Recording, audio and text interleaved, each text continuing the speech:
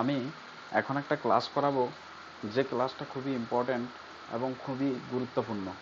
কারণ আমাদের অনেক ছেলেমেয়েরা কিন্তু একটা জিনিস ভুল করে, সেই ভুলটা হচ্ছে হ্যাভ হ্যাজ। এই যে হ্যাভ হ্যাজের অর্থ নিয়ে ওরা বিভ্রান্তি সৃষ্টি করে, ইন্টারোগেটিভ করতে গেলে ওরা বিভ্রান্তির মধ্যে পড়ে যায়। এই বিভ্রান্তিটাকে দূরীকরণের জন্য আমি আজ এই ভিডিওটা করলাম। এই ভিডিওটা তোমরা মন দিয়ে দেখো। হ্যাভ হ্যাজ দিয়ে বা হ্যাড দিয়ে প্রশ্ন করতে গেলে তোমাদের সেই যে মানে মনের মধ্যে যে কনফিউশনটা, সেই কনফিউশনটা কিন্তু তোমাদের দূর হবে।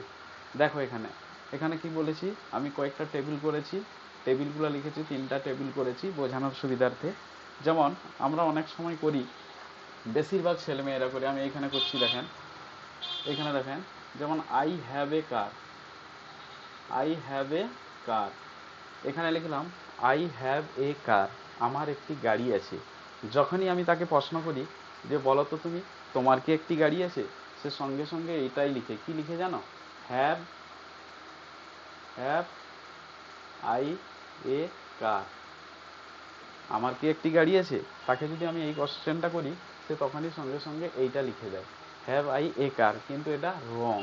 কেন রং, এই নিয়ে আমি আজকে এই ভিডিওটা করছি, বুঝতে পেরেছো?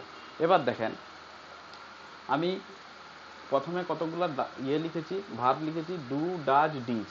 ডু ডাজ ডিজ আমাকে একটু জানতে হবে প্রথমে ভার্বের বেস ফর্ম কোনগুলা।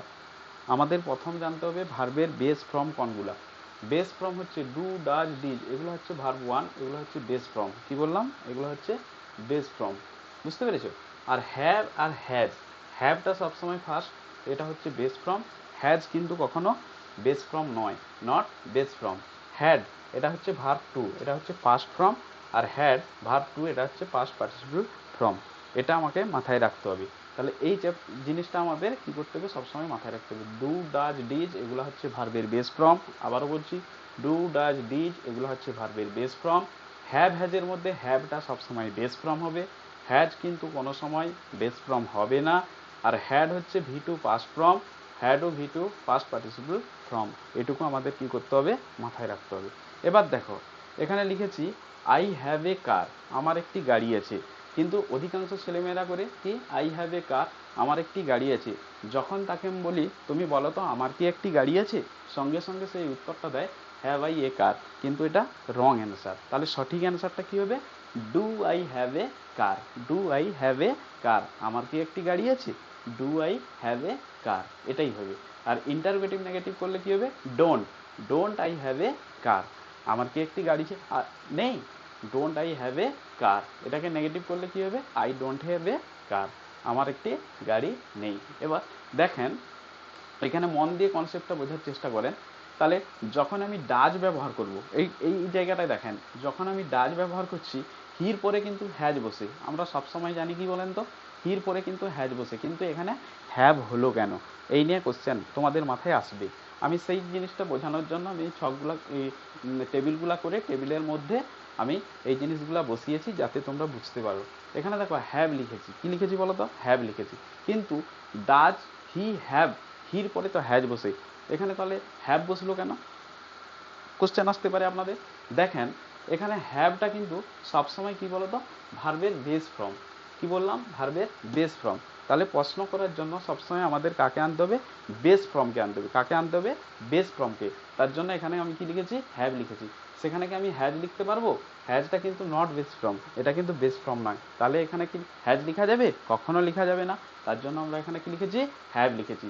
Does he have a car, এটাকে যখন ইন্টারোগেটিভ নেগেটিভ করব, ডাজন্ট হি হ্যাভ এ কার, কখনো এখানে হ্যাজ কিন্তু হবে না।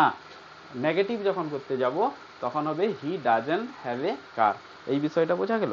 নেক্সট 2 নম্বর টেবিলে দেখো, আই হ্যাড এ বক্স, আমার একটি কি ছিল? বাক্স ছিল। আই হ্যাড এ বক্স, আমার একটি বাক্স ছিল। এখানে দেখো, যখন আমি ইন্টারোগেটিভ করব, না হ্যাড আছে, পাস্টে আছে, তার জন্য আমরা কি দিয়ে প্রশ্ন করব? ডিড দিয়ে প্রশ্ন করব, ডিড দিয়ে প্রশ্ন করব। অধিকাংশ ছেলেমেয়েরা কি করে জানো? আই হ্যাড এ বক্স, আমার একটি বাক্স আছে।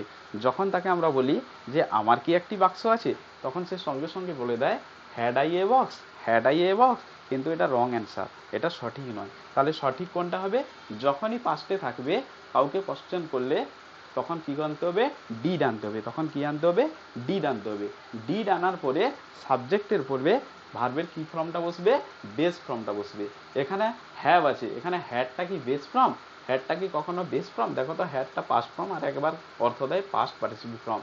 এখানে হ্যাডটা কখনো কি ফর্ম নয়, বেস ফর্ম নয়। তার জন্য বেস ফর্ম আনতে হলে আমাকে কাকে আনতে হবে, হ্যাভকে আনতে হবে। কাকে আনতে হবে, হ্যাভকে আনতে হবে। তার জন্য আমি কি লিখেছি এখানে, did I have A box. আমার কি একটি বাক্স ছিল, আমার কি একটি বাক্স ছিল। এটাকে ইন্টারোগেটিভ নেগেটিভ করলে হবে, didn't I have A box. আমার কি একটি বাক্স ছিল না।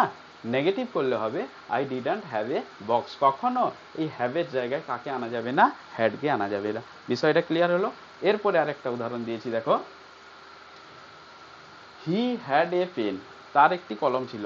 হি হ্যাড এ পেন, তার একটি কলম ছিল। এটাকে যখন কোশ্চেন করব, এখানে দেখো ডিড, ডিড দিয়ে কোশ্চেন করব, যেহেতু এটা পাস্টে আছে, এটা আমরা জানি সবাই। ডিড করলাম, তারপরে কি করলাম, হি, সাবজেক্ট আনলাম। হির পরে কে বসে, হির পরে কে বসতো, কে বসতো, এখানে হ্যাড বসতো। কিন্তু এখানে কে বসলো, হ্যাভ বসলো। কেন বসলো, কেন বসলো আমি প্রথমেই বলেছি যে কোনো কিছু কোশ্চেন করার জন্য ইন্টারোগেটিভ করতে হলে তাহলে ভার্বের কি ফর্মটা আনতে হবে, বেস ফর্মটা আনতে হবে। তাহলে ভার্বের কোন ফর্মটা আনতে হবে, বেস ফর্ম। যেহেতু এখানে হ্যাড, হ্যাডটা কি বেস ফর্ম ভার্বের, দেখো তো হ্যাডটা কি ভার্বের বেস ফর্ম, বেস ফর্ম নয়। তাহলে হ্যাডে বেস ফর্ম কোনটা হবে, হ্যাভ। তাহলে হ্যাভ এনেছি, সেই জন্য did he have a pen. এটাকে যখন ইন্টারোগেটিভ নেগেটিভ করব, didn't he have a pen. Negative করলে কি হবে, he did not have a pen. বুঝতে পেরেছো, বা he didn't have a pen. এটুকু ক্লিয়ার হলো। 3 নম্বরে দেখাচ্ছি। তাহলে আপনাদের অনেকের কোশ্চেন হতে পারে, তাহলে হ্যাভ দিয়ে কখন প্রশ্ন হবে?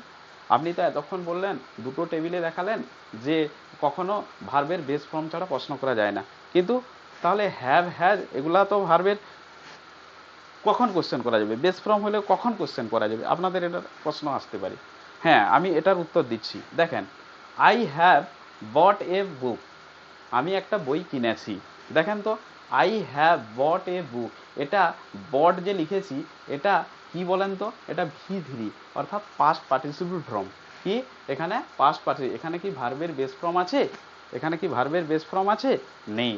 তার জন্য আমরা কি করব, তার জন্য আমরা কি করব, ডাইরেক্ট হ্যাভ দিয়ে কোশ্চেন করব। হ্যাভ আই বট এ বুক, আমি কি একটি বই কিনেছি, আমি কি একটি বই কিনেছি। হ্যাভ আই বট এ বুক, আমি কি একটি বই কিনেছি। এটাকে নেগেটিভ করলে হবে, আই হ্যাভেন্ট বট এ বুক, আমি বই কিনিনি।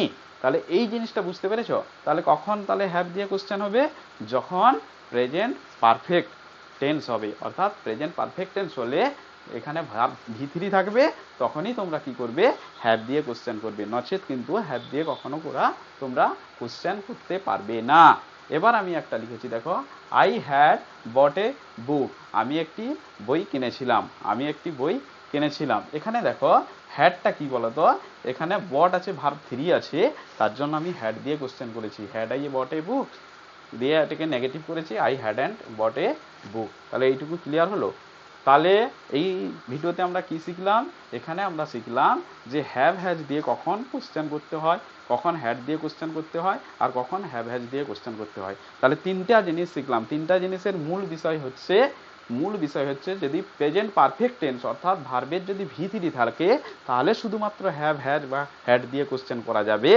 আর যদি এগুলা না থাকে, V3 না থাকে, তাহলে কিন্তু আমাকে ডু ডাজ ডিড দিয়ে কোশ্চেন করতে হবে। ডু ডাজ ডিড দিয়ে কোশ্চেন করতে হবে, যেহেতু এরা কি ফর্ম, ভার্বের বেস ফর্ম। বুঝতে পারলে? আমি আবারও বলছি, আই হ্যাভ এ কার, আমার একটি গাড়ি আছে।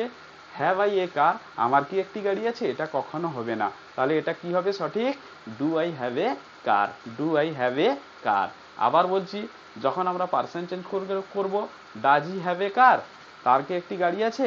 এখানে দেখেন হির পরে কিন্তু হ্যাজ বসার কথা, কিন্তু হ্যাজটা ভার্বের বেস ফর্ম নয়। তার জন্য এখানে কি বসিয়েছি, হ্যাভ বসিয়েছি। তার জন্য এখানে ভার্বের কি বসিয়েছি, হ্যাভ বসিয়েছি।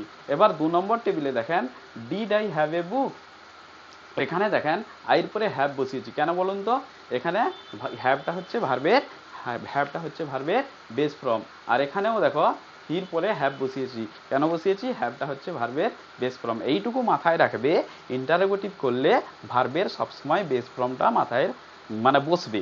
এই জিনিসটা সবসময় মাথায় রাখবে। কি বললাম, ইন্টারোগেটিভ করতে হলে ভার্বের বেস ফর্ম সবসময় বসবে।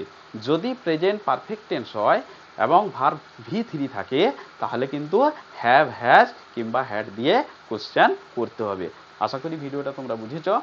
যদি ভালো লাগে থাকে অবশ্যই সাবস্ক্রাইব করবে এবং বন্ধুদের সঙ্গে শেয়ার করে দেবে। Thank you.